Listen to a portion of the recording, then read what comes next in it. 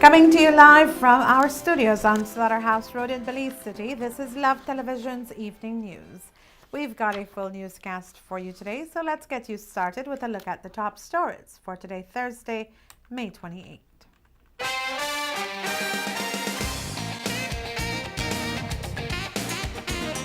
No charges as yet in Hyde and Madrid murders. Organization of American States reaffirms its support for the resolution to Belize Guatemala dispute. Ambassador Stuart Leslie speaks on dispute as well as cooperation agreements signed between Belize and Guatemala and members of the Tri-National Alliance for the Gulf of Honduras. Belmopan police have 3 persons detained for questioning following the discovery of 2 bodies this week. No one has been charged as yet, however. According to the officer in charge of Belmopan, the investigation is ongoing. He spoke with our correspondent, Fem Cruz. Officer in Command Belmopan Branch Superintendent Howell Gillett is appealing to the people of Kaya South to join hands in hands with them in fighting the knife, machete and gun violence that are plaguing our community, especially our village Ruin Creek. Love News spoke to Superintendent Gillett about the recent bodies that were found butchered: Edilberto Madrid and Stephen Hyde. The progress of the investigation is very encouraging. What the investigation leads us to believe is that both latest incidents are correlated. I do not care to comment on the specificities of the case, as we're aggressively investigating these 2 latest murders. We have 3 persons in custody we have been interviewing, but attendant to that, we have increased our police presence in the affected areas. We have a 24-hour policing services being offered to Ruin Creek and the 12 other surrounding villages. We have strategically placed our checkpoints, our vehicular checkpoints. We're in the process of forming a neighborhood watch group in Ruin Creek, and we have introduced the Citizen on Patrol, known as the COP program, to Ruin Creek. We've been meeting with key stakeholders, which include but not limited to spiritual leaders, senior community members, and the Parent Teachers Association of the schools. We've had constant operations targeting key players in the Ruin Creek area. We're in the process of dialoguing with the business community with the view of having the young people acquire skills for possible employment. We are trying to partner with Human Development to offer parent support, as parenting skills is one of the flaws that we have uncovered thus far. The other thing is that we are doing more involvement in the schools. Police officers going to the schools to participate in most of the activities now. This is an effort to target the young kids who might be vulnerable to what is now occurring. According to Gillett, a post-mortem on Hyde's body was conducted yesterday. Former Uruguayan Foreign Minister Luis Almagro took office as OAS Secretary General today. The Uruguayan diplomat was elected as Secretary General on March 18 with 33 votes in favor, 1 abstention, and no votes against from member states. The Secretary General has reaffirmed the OAS support to Belize and Guatemala in the resolution of the territorial referendum. During his visit to Guatemala, Almagro reaffirmed the organization's commitment to continue supporting Belize and Guatemala, saying that both countries need to move ahead with their efforts to arrive at a final and definitive settlement to the dispute. Almagro took office during a special meeting of the Permanent Council. Here is that short report, courtesy the OAS office. Luis Almagro has assumed office as Secretary General of the Organization of American States. In his inaugural speech at OAS headquarters in Washington, the new OAS leader said the issue of inequality is one of the greatest concerns in the region and would be a priority during his term in office. That is why my administration will focus on the slogan, More Rights for More People, because the hemisphere is fed up with exclusion.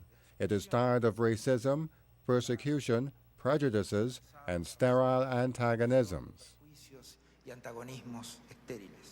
Secretary General Almagro said the priorities of his administration would include citizen security, more accountable governance, the prevention of social conflicts and management of natural disasters, interconnectivity in the Caribbean, and the creation of a Pan-American educational system. He added that he would strengthen efforts to fight corruption and work for the full reintegration of Cuba into the OAS. In his conclusion, Almagro called for a renewed focus on the goals of the organization.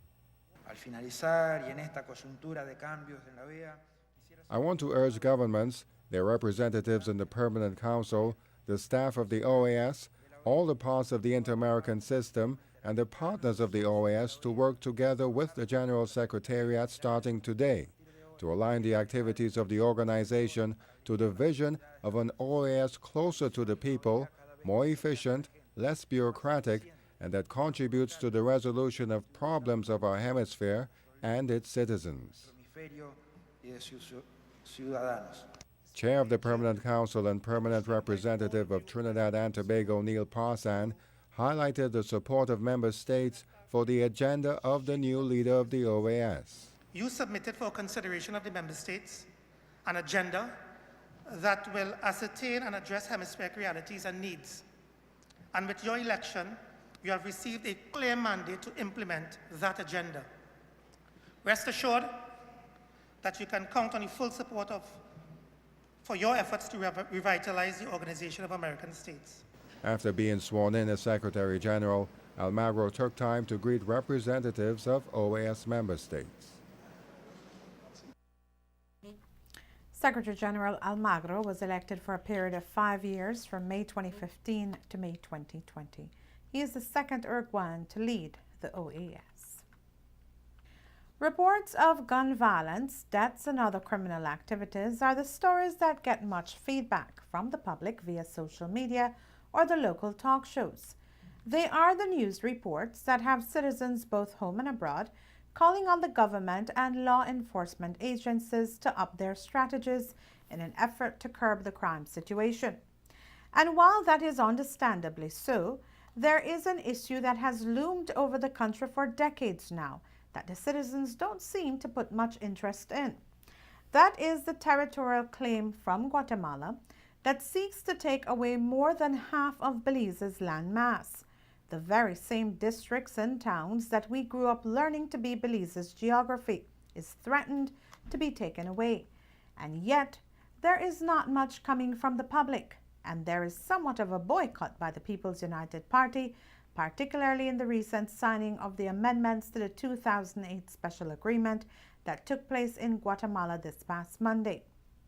But despite the lack of feedback or response on the matter, there is the mandate of the news media to keep the nation up to date with national issues. With the Belize Guatemala dispute over land being one of the top national issues for our country, we set out to get things simplified outside the political lines by speaking with Ambassador Stuart Leslie, who was at the signing over this past holiday weekend. Ambassador Leslie is tasked, along with Ambassador James Murphy, to sensitize the Belizean public on the advantages and disadvantages of going to the International Court of Justice. Ambassador Leslie spoke with Love News today about the amendments that were made to that special agreement document that was initially signed in 2008. The special agreement says that in the original state, it said that the parties will go to a simultaneous referendum. And then Belize and Guatemala met and decided that that date was to have been the 6th of October, if you will recall, 2013. And then Guatemala in April or June of that year informed us that they were not prepared to go to a referendum on the 6th of June 2013. And so what ensued from there was more talks on how do we get back on track so we could have a simultaneous referendum. And then at the Summit of the Americas a few months ago, the President of Guatemala informed the Prime Minister that they would like to have the referendum sometime this year.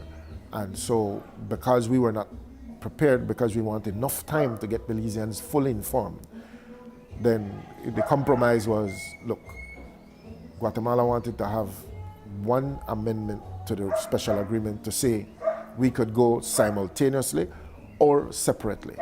In the event that Belize may have an opportunity to go and Guatemala is not, or Guatemala may have an opportunity to go or Guatemala is not. I believe that one of the major reasons why Guatemala wanted to make this amendment to say simultaneously, that option is not off the table, or separately, is because of how much it would cost for them to have a referendum in Guatemala. They are saying it would cost about $50 million US because they have to print ballots in 14 languages, etc. So what they were saying is, look, the best scenario for us is for us to put it on a ballot on a day when we're having an election. And they do that once every 5 years. And they're having an election this year. So they're saying, look, if we could go through our processes and get it on the ballot this year, would Belize be ready to get it on the ballot this year? And so the Prime Minister, in his wisdom, and Ministry of Foreign Affairs, I assume after consultation, decided, you know what, we can live with a separate or simultaneous. And so Guatemala right now is, they still have to go through another process, which is to go to their Congress and get approval for them to have the referendum on the national ballot that comes up in a few months from now.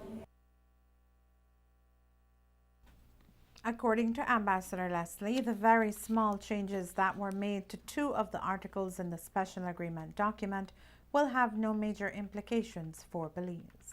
No change that would have any major implications, but if you go back and look at the special agreement, it talks about how you deposit the case to the court. And in the original special amendment, the original special agreement, it had a clear set of rules that if the 2 of us did it together within a certain time period, we would have to inform the ICJ and instruct the ICJ that they can begin the procedures for them to hear the case. Because remember, the ICJ can't hear a case. In this case, in this instance, we have to instruct the ICJ what to do. The special agreement sets out very clearly what we want the ICJ to do. And that is to determine strictly on the basis of international law all insular, maritime, and territorial claim by Guatemala to Belize. Always remember, Renee, Guatemala is claiming us. We don't want a part of Guatemala. We want what we have. We believe that we have a right, that our cause is just.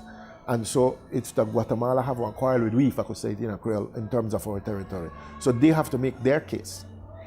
And so what we had to amend also was how you take the case to the court. Because if it's not simultaneous, let's say, for example, Belize should have a referendum separate from Guatemala. We go first. Then there's a procedure of how you deposit that case to the court. If Guatemala goes first, how they deposit. And so one side would have to wait for the other side. And so all the amendment is saying, the second little change is one side will deposit and wait for the other side. And it doesn't change anything about the court procedures. Remember what it is that we're asking the court to do, to determine based on Article 38(1) of strictly on the basis of international law, any and all claims by Guatemala to Belizean territory. And for the court to determine finally, so that you can't come back again. Guatemala is looking to have their referendum held simultaneously with their upcoming elections later this year. Meanwhile, Belize's foreign minister has indicated that our referendum will be treated with urgency and will be planned for sooner rather than later. Last week, the main opposition party, People's United Party, had made the announcement to the local media that they would not be attending the signing of the amendments to the 2008 special agreement that took place in Guatemala on Monday, May 25. The political party had cited the reason behind this decision as being the fact that the Minister of Foreign Affairs had not updated them on the final amendments that were decided upon. It is indeed a concern that cannot be argued with, since the matter transcends party politics and does impact every citizen regardless of political affiliation. But while the reason to not be a part of the signing is validated, there is the question on whether the 2 parties are indeed treating the matter as a bipartisan one. The Foreign Affairs Ministry does fall under the Barrow administration, and they faltered in not keeping the opposition abreast of the amendments. But as they say, two wrongs don't make a right. And if the PUPs indeed view the Belize Guatemala matter as transcending the red and blue, then perhaps the decision to boycott the signing was not the way to go. But it is all water under the bridge, as the signing did take place in the absence of the People's United Party, despite an invitation letter sent out to them. Looking at the way forward now, Ambassador Stuart Leslie says that he is still hopeful that all political units would come on board to address this very crucial issue. I am a firm believer that both parties, both major parties in this country, believe that it is in the national interest that we settle the dispute with Guatemala. I am comforted by the fact that both political parties have said we support a referendum, because that is what is stated in our law, that any settlement of the dispute must go before the Belizean public. Those are very comforting words. I believe that every Belizean sees this as a very important issue. In terms of what we have to do in the awareness campaign, we have to make sure that the opposition, any opposition, whether it be the UDP, the PUP, the VIP, any opposition, is kept informed and on side. We have to find a solution to this problem together.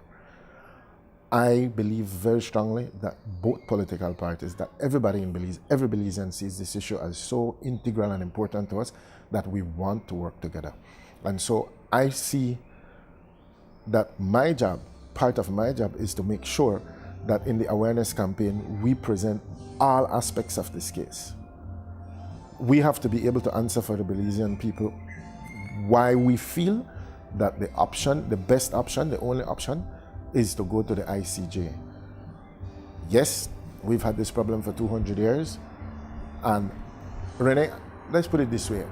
I don't want to burden your children with having to deal with this problem. And I don't believe any of us who have been involved in this process, including you as a journalist, would want to burden the next generation. And so I believe that we have to together find a way that we can get this matter before the court. Another contention that was cited by the People's United Party was the lack of confidence in the current Foreign Minister, Wilfred Ellington. According to Ambassador Leslie, there are several factors that he would want each Belizean man and woman to consider when the time comes to vote. I would ask Belizeans, I would want every Belizean to hear all the positions. I would want Belizean people to understand that when we go out there, we talk about the advantages of going to the ICJ. I would want them to remember that everything else that we have tried in the past has failed. I would want them to hear the position of those people who say, look, there are risks involved in going to court. I would want them to hear all the advantages, disadvantages, and risks. We call them the pros, the cons, and the risks of why we should go to the ICJ, so that they can make an informed decision. The Belizean people are not stupid. When they hear all the arguments and hear all the points, they are going to make the right decision. If that decision in the minds of the Belizean people is a decision to say no, then those of us in diplomacy who do this business have to find another way. But we believe that we have tried everything and everything else has failed, and this is one more process that we are trying. And so if this process fails, then we have to go back and we have to figure something else out. But right now, at this time, we are saying the option for the Belizean people is, after negotiations have failed, facilitation have failed, asking others to come in and help us figure it out, after all of these things have failed, let us now go to the institution that is set up to deal with disputes, the International Court of Justice. If you agree, then our lawyers tell us if we go, based on international law, we will win. It is interesting and noteworthy to understand that once the two countries have held their referendum and the residents agree to go to the ICJ, there is a process that has to be undertaken by Belize and Guatemala as it pertains to the International Court of Justice. Ambassador explains that process. It's set out very clearly in the special agreement. Guatemala is the one that has a claim on us. So they must present their case before the ICJ. A written submission is what it's called. So they'll have to write to the International Court of Justice, and the International Court of Justice, according to the special agreement, says you have 1 year to state your case. They will state they can present their case in Spanish and English.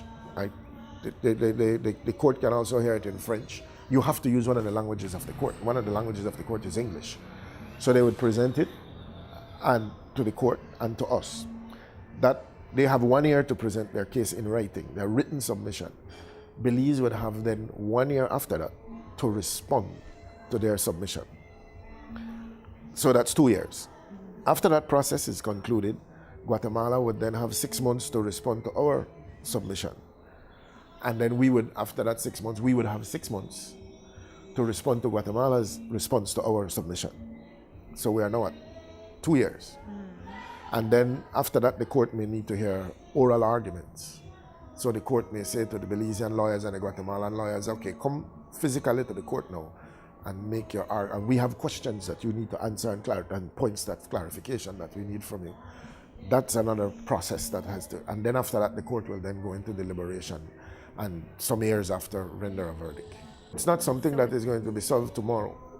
That is why the confidence building measures are so important. The International Court of Justice is the primary judicial branch of the United Nations based in the Peace Palace in The Hague, Netherlands, and is accessible to the 192 member countries of the United Nations.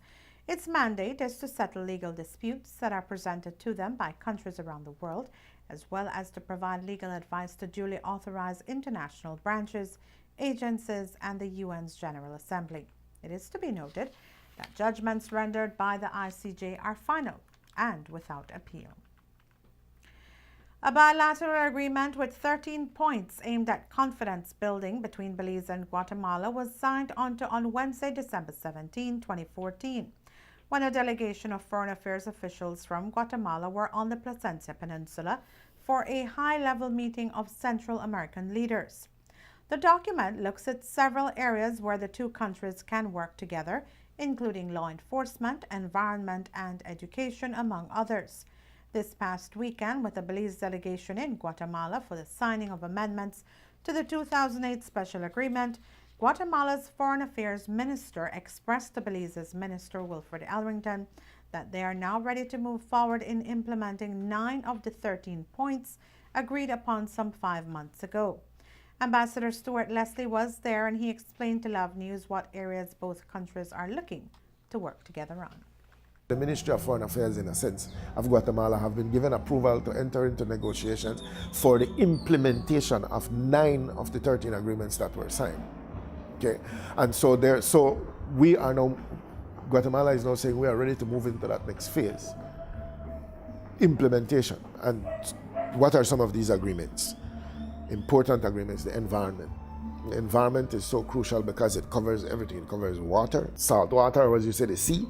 It covers agreements on how we can cooperate on fresh water, which we share the fresh water, the Belize River. Okay, so on the environment, you have many areas. We have to sit down with the experts now and say to them, all right, how do we make these agreements that we have on paper into a reality? Okay, so there's the environment. There's the issue of the students. Like I said, the visas, the movement of students across our borders, how we're going to handle that. There's this very important thing of seasonal workers. Thousands of Guatemalans come into Belize every year to work in the citrus industry, to pick literally, physically pick the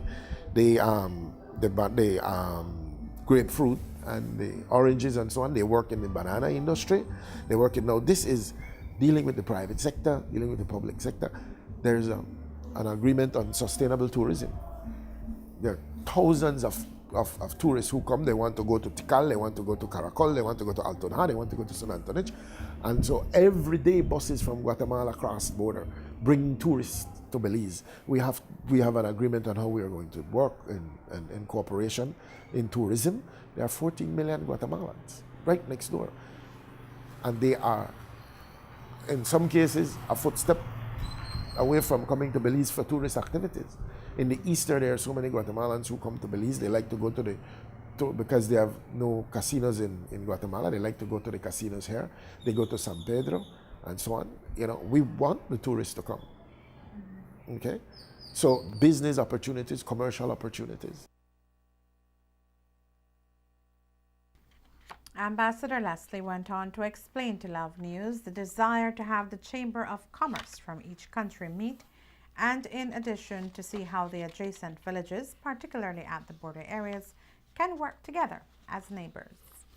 Ambassador Rosado looked at me and said to me yesterday, he said, Stu, we have to get the two chambers of commerces, Guatemala Chamber of Commerce and Belize Chamber of Commerce, together as soon as we can, so that we can see how we can look at expanding the commercial opportunities between Belize and Guatemala.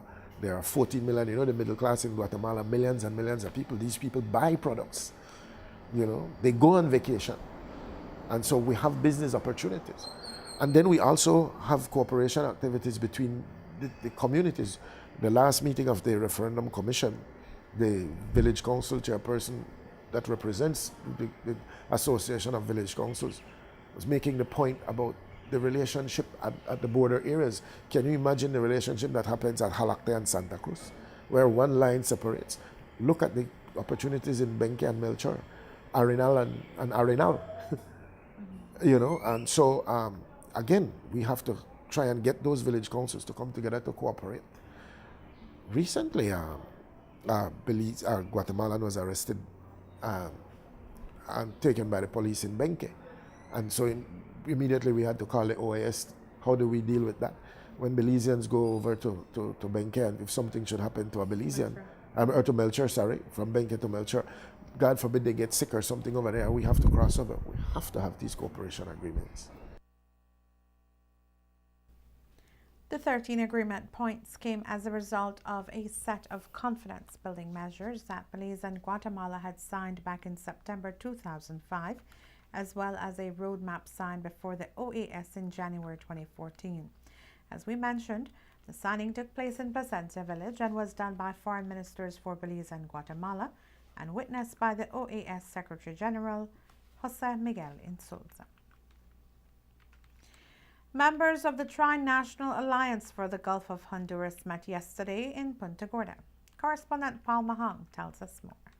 The meeting was chaired by current president of TRIGO, Silha Ramirez of Fundaeco, Guatemala. We're here in a meeting discussing all the results that we present last year and this year. We are also discussing and presenting our interactive database about fisheries and a specific target of conservation for the three countries. And we are presenting our new web page, so you can search for everything information in our web page. During the meeting are representing three countries, Guatemala, Belize, and Honduras. Each of the members are environmental departments or institutions, and we have from Guatemala Actenamit, Fundari, Fundaeco, and the Red de Pescadores. For Belize, we have Sea, Tide, and the Belize Federation of Fisheries, and from Honduras, we have CCO and Prolanzate.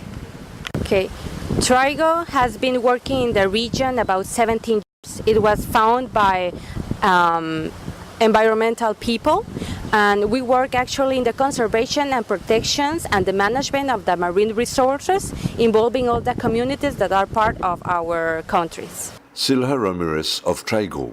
The meeting had the participation of TRIGO's technical team from Guatemala, Honduras, and Belize conservation organizations, as explained by participants TIDE's Science Director James Foley. Yes, so as you said, Paul, I'm part of the science working group for TRIGO.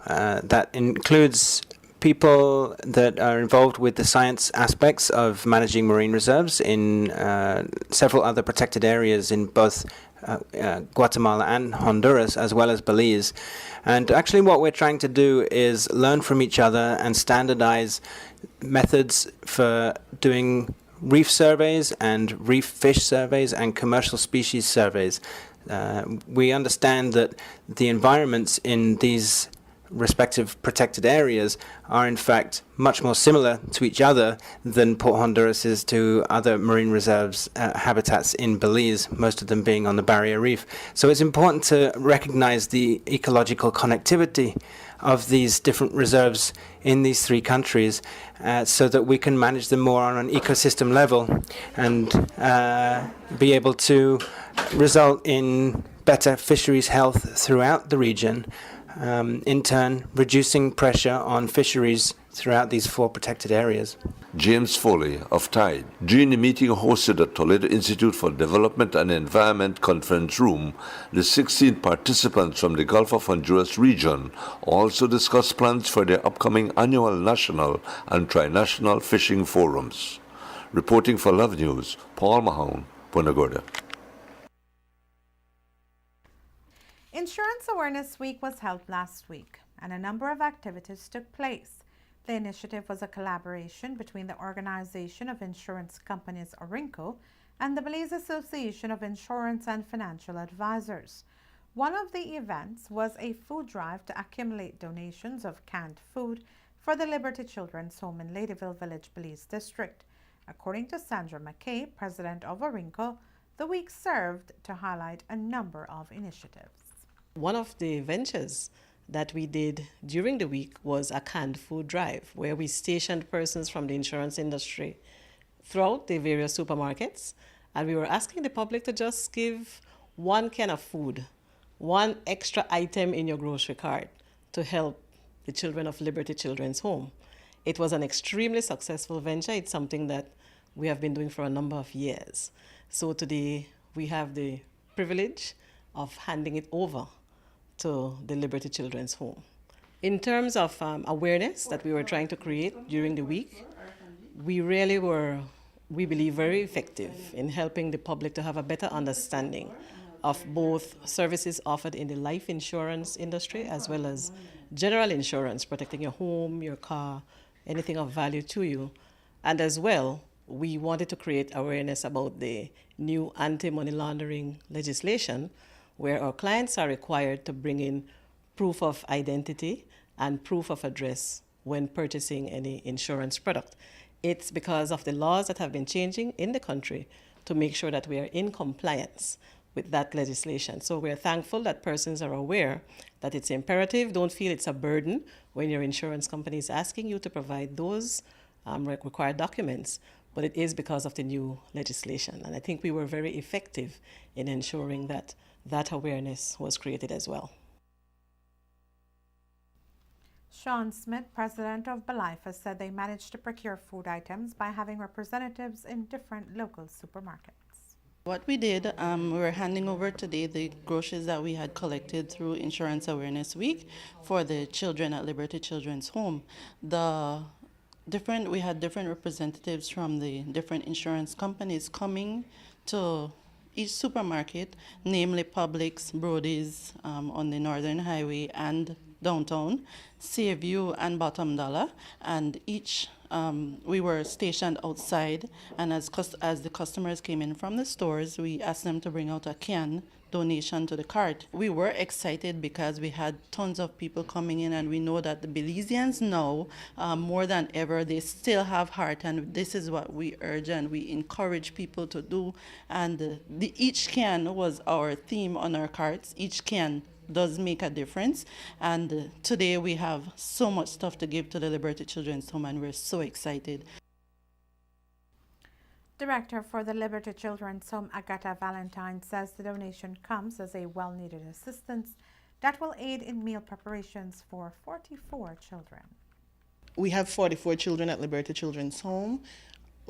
Of course, it's a challenge to provide 3 balanced meals on a daily basis for our children, and also snacks has to be included. And in order for us to give them a variety, it's again very challenging. So we really appreciate what the employees of Belize and ORINCO has contributed of their time. When you already have an 8 to 5, to be able to find the time to do charitable work sometimes is challenging, and we're so grateful for the employees of Belize and ORINCO. The annual Insurance Awareness Week food drive also took place in Cayo, Balmopan, and Dangriga. 2 men, 25-year-old Philip Papi Wallace and 21-year-old Austin Underwood, charged with the murder of 19-year-old Darrell Williams Jr., were acquitted of the charge today in the Court of Justice John Gonzalez. Williams, a resident of 3717 Central American Boulevard in Belize City, was shot in his head around 6:40 p.m. on February 1, 2010. He succumbed to his injury the following day. His mother, Twyla McCoy, testified that she asked Dr. John Sosa to remove the life support machine after she was told by several physicians that her son was brain dead. According to the evidence, Williams was at Rick's Chinese shop when two men riding on bicycles approached him and began shooting at him. Williams ran from where he was until he reached his residence. 3 other persons were shot during the incident, namely Stephen Ramdas, 64 years old, who was shot in the palm of his hand, while his granddaughter, who was 7 at the time, was shot in her left upper shoulder. 32-year-old Robert Howard was shot in his nose. The prosecution's case fell apart when the only eyewitness, Jason Reynolds, took the witness stand and denied that he gave a statement to the police. Reynolds said he cannot remember giving a statement to the police and that the signature on the statement that was shown to him was not his. He was deemed a hostile witness. When Reynolds was summoned to court and he failed to appear, a bench warrant was issued for his arrest. After the prosecution closed its case, the 2 defense counsels, Kathleen Lewis and Oscar Salgado, submitted that their clients do not have a case to answer to. Justice Gonzalez upheld their submissions, and he directed the jury to return a formal verdict of not guilty. Police in Keycocker have charged a man for drug-related offenses. Police say that on Wednesday afternoon, they visited the water taxi terminal on the island, where they intercepted 54-year-old Raul Rafael Rosado of Keycocker Village, Belize District, with a package that contained 21.1 grams of crack cocaine. Rosado was arrested and charged for drug trafficking. On Tuesday, Belize City Police conducted a search in an abandoned house located through Rayburn's Alley in Belize City, which led to the discovery of 3 black plastic bags containing 238 grams of cannabis. The drugs were labeled as and deposited as found property. Yesterday, police also conducted a search in an abandoned lot on Flamboyant Street, which led to the discovery of a black plastic bag containing 337 grams of weed. No one was found in the immediate area. The drugs were labeled as found property. Yesterday, the Statistical Institute of Belize released its latest figures for the first quarter of 2015. The SIB shared that sugarcane delivery was down by 2.7%. However, sugar production increased by 7.7%. According to the statisticians, that increase is largely due to high-quality cane and the efficiency of extraction. Today, BSI-ASR released their latest figures as it relates to last week. According to their numbers, for week number 17, 39,247 tons of cane were ground, producing 5,058 tons of sugar. Last week, the ton cane per ton sugar ratio stood at 7.76, and it has been averaging at 8.03, a decrease from last year. Factory performance was lower than normal due to a breakdown of the number 2 boiler, resulting in time efficiency of 92%. BSI says that cane juice purity reduced for this week, and there is a need for control of cane burning.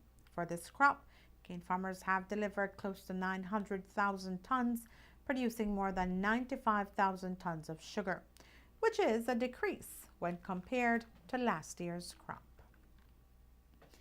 A 2-day workshop began today at the Radisson Hotel, in which the Inter-American Investment Corporation's officials were interacting with Belizeans who own a family business.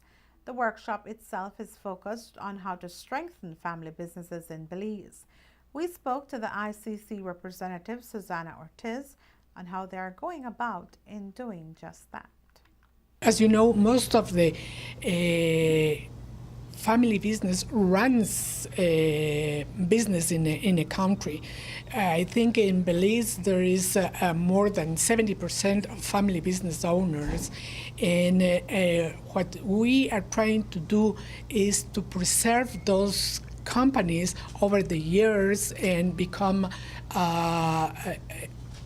strong pillars for the country. You know, I think there's a saying in Belize, never do business with your family. How would you?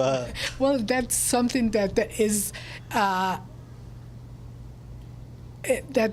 all over the world. But at the same time, you know how much the family benefits with the family business, because it's around the world there is 70 to 80% of companies that are family owned. So if we have a strong family business, if we professionalize the family business, we will help the economic situation of the country. We will provide more jobs. We will help them to move from point A to point B.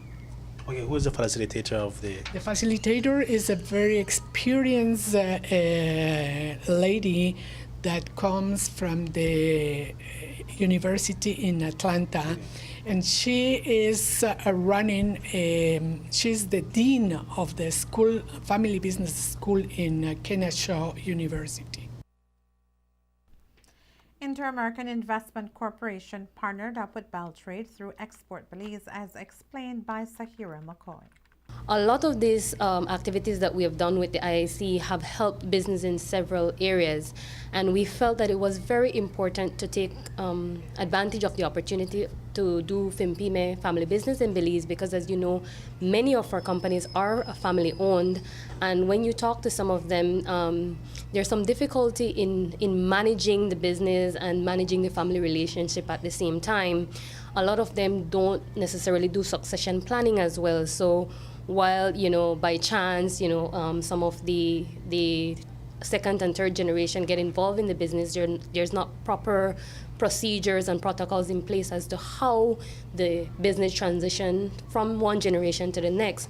And so the whole concept of the FIMPYME family business is to introduce certain tools and protocols and ways that they can better manage the family business in the interest of competitiveness and sustainability. How many are participating, and how is it that the participants were chosen? Okay, for this particular activity, we also engaged the Belize Chamber of Commerce and Industry, because this was an area that they also saw the need from their client base. Today, we have about 15 companies represented here, 15 family-owned businesses in Belize represented here, and it's a combination of those that are clients of Export Belize and clients of the Chamber. The workshop was funded by the Korea ICC Development Trust Fund. It ends tomorrow. Tomorrow, the Belize Young Leaders Forum 2015 will be held at the Gateway Youth Center in the Gwen Lizarraga compound under the theme, A Time for Equality in Decision Making. The forum serves as a platform where youths can collaborate to voice their concerns on prevalent issues affecting youth development. Andrew Munnings, Executive Director for Guidelight Productions, says the forum was developed due to challenges facing youth development. In April of this year, I represented Belize in the 4th annual Young Americas Forum leading up to the 7th summit in Panama.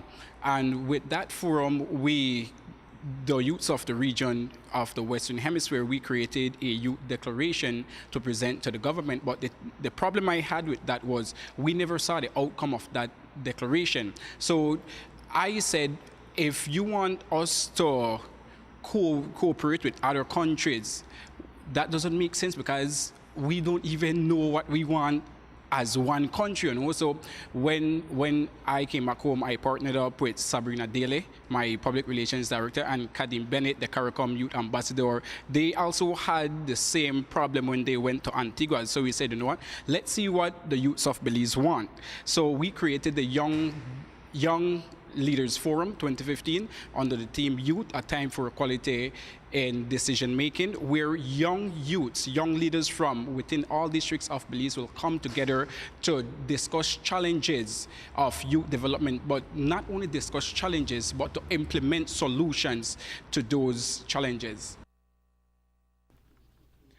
Munnings says youth delegates from each district will have an opportunity to identify challenges and solutions toward youth development.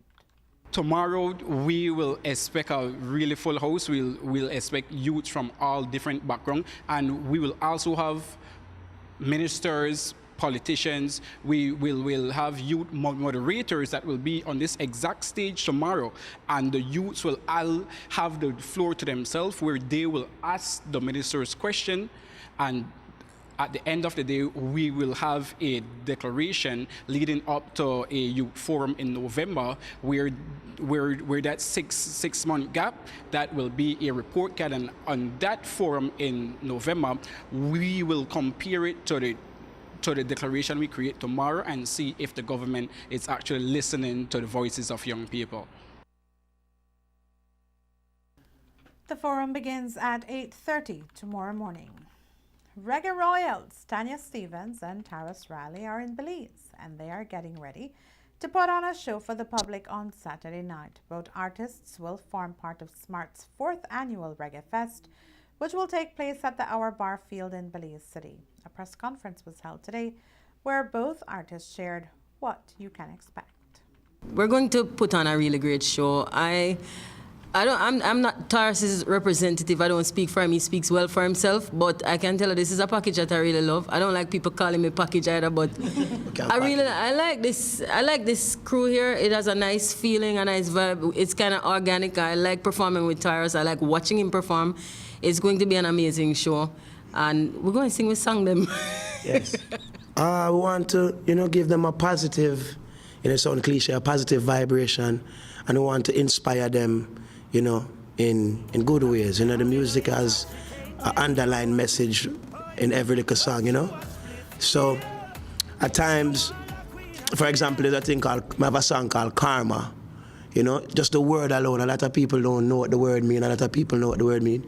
So in the songs, you can learn so many different things. So we want to open up your mind and make your mind start work. It's not like we're really preaching to people, but that's the inspiration, in-spirit-ation, in-spirit action. You understand me? So we just want to wake up them head and make them know, so use your brain. I don't know that I would want to convince somebody, because I think people come in because they love us and they love the music and they want to enjoy themselves. If we have to go convince them, then they might not belong there. But all the people who love will go and did it. I'll convince them, I'll sing. I said, been together for a while now, growing stronger every day now. Feel so good and there is no doubt. Come to my concert on the weekend.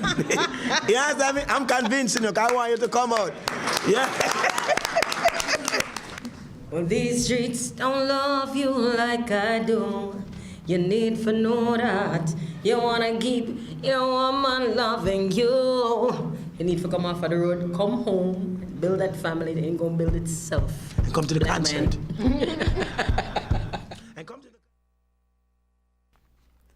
Tickets can be bought at any Smart office countrywide.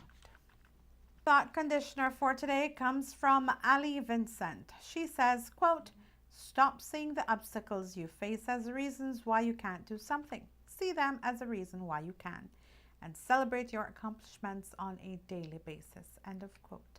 To have your thought conditioner featured in this segment of our newscast, all you have to do is send us an email. Our email address is news@lovetv.com.bz. Thank you so much for joining us on this Thursday evening. This has been the Evening News on Love Television. With your news, I am Renee Trujillo.